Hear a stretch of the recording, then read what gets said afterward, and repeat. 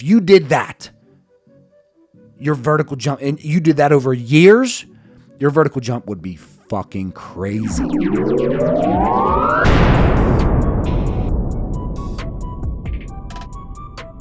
Ladies and gentlemen of the Action Army, what is going on? And welcome to another episode of Answers for Athletes. In this video, I'm going to answer the question from Vince Angelo 6890, who says, can you recommend a pro training method other than triphasic training? Before I do that, make sure that you comment JUMP, J-U-M-P, down below in the comment section for a free bodyweight vertical jump training program, and stop playing with your gains. Stop playing with your results.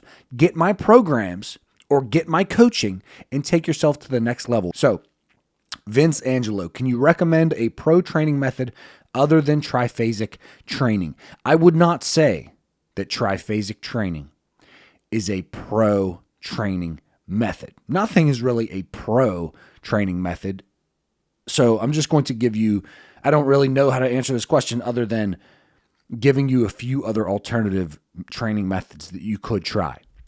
So other than triphasic training, which for those of you who are not familiar with triphasic training, tri meaning three, phasic meaning three phases.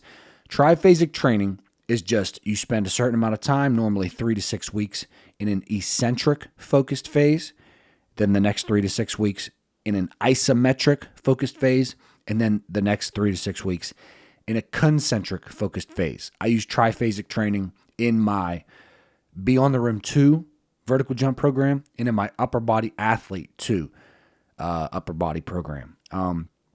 I have chose not to add triphasic training to my new programs, Beyond the Rim Strong and Bouncy, Beyond the Rim Project Plyo, and I will probably never. Beyond the Rim 3 does use triphasic training. So Beyond the Rim 2, Beyond the Rim 3, there is a phase of eccentrics, a phase of isometrics, and then the rest of the program is concentric, because I don't think you need to continually and repeatedly come back to that eccentric and isometric phase. I really don't. But to answer your question, a few other training methods that you could try, which none of these are going to be the secret method to getting you gains. You can get gains with no matter what you do. The real way to get gains on your vertical jump, this is the real way to get gains, is you choose a certain amount of exercises, not 30. You don't need a whole bunch of variety. You need 5 to 10 good-ass exercises. Your sprints, your hops, your high object touches, your dunks, your depth jumps, your squats, your deadlifts, your rear foot elevated, your step up, your whatever it's going to be for strength, your hip thrusts, your RDLs. You choose the smaller group of exercises and you focus on progressive overload every single time that you go into the gym. That is how you truly increase your vertical jump and your sports performance in general. That is how you force adaptation in your body. Choose 5 to 10, progressive overload every single time. If you did that, your vertical jump, and you did that over years, your vertical jump would be fucking crazy. Okay? But since the question in this video is, can you give us a few other alternative methods to try? You could try French contrast training. And I do use French contrast training in my Beyond the Rim 3 program. I think it is a good training method. I think it is a very fun training method. It's exciting. If you've been through the full year program of Beyond the Rim 2 and then the beginning of Beyond the Rim 3 and you make it to French contrast training, you're going to be in a position to get some good results from French contrast training. And after going through a full year of Beyond the Rim 2, once you get into the French contrast training, it is a nice change of pace. You're like, oh, this is exciting. It's something new. You get fired up. All of a sudden, you want to go to the gym because you're doing new things. You're doing exciting things. So French contrast training is essentially a very heavy compound movement followed by a submaximal lift or plyometric, followed by a submax compound movement or a weighted jump, followed by an overspeed plyometric, like a band accelerated vertical jump or a sprint, et cetera, et cetera. So basically, to make it very simple, You're going heavy as hell, then you're doing a plyo. Then you're going lighter, still going fast, or a weighted jump, but you're using submaximal loads. And then you're doing an overspeed exercise or a plyometric like that. That is French contrast training. And what that does is, number one, it saves a lot of time.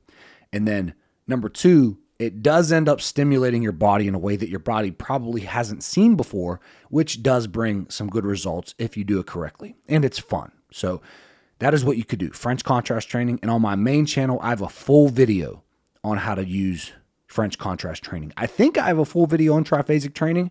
I'm not exactly sure, but I do have a video on French contrast training.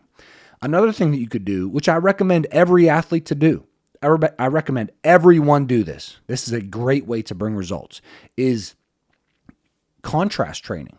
So we're not doing French contrast training. We're just doing contrast training. And this is a heavy lift followed by a plyometric. And I do think this brings really, really good results. I will say that the plyometric needs to be 30 to 60 seconds later, maybe sometimes even a little bit longer, because you don't want to do that plyometric in a fatigue state. If I go and I squat 90% of my 1 rep max and I immediately rack the bar and do a box jump, I am a little bit fatigued. So the old advice would be, you got to do it back to back, or French contrast, you got to do it back to back to back to back.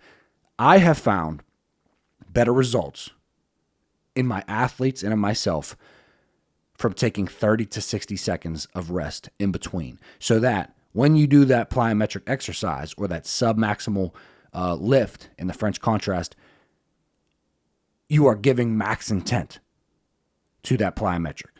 You can jump higher resting 30 to 60 seconds than you can as soon as you rack the weight. Okay, so these are two other methods. And then I'll say maybe mixed training. I'll give you two more. Mixed training versus specific training. Mixed training would be you do speed, power, strength, hypertrophy all in the same workout. Specific training would be you have a full speed workout, like all sprints, all plyos. Power would be a full power workout.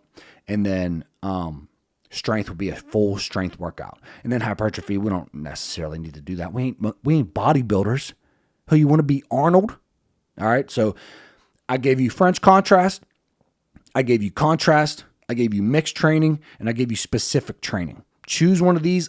They're gonna get similar results. Like I said, the most important thing is taking 5 to 10 exercises and progressive overloading those every single time that you go in the gym. That is really how you see gains on your vertical jump. Thank you for the question. If you have a question just like this, leave it down below and I will answer it in a video just like this. Comment jump for that free program. Stop playing with your gains. Get my advanced training programs. I will take you to the next level, and I will see you guys tomorrow at 9 a.m. Eastern Standard Time. Peace.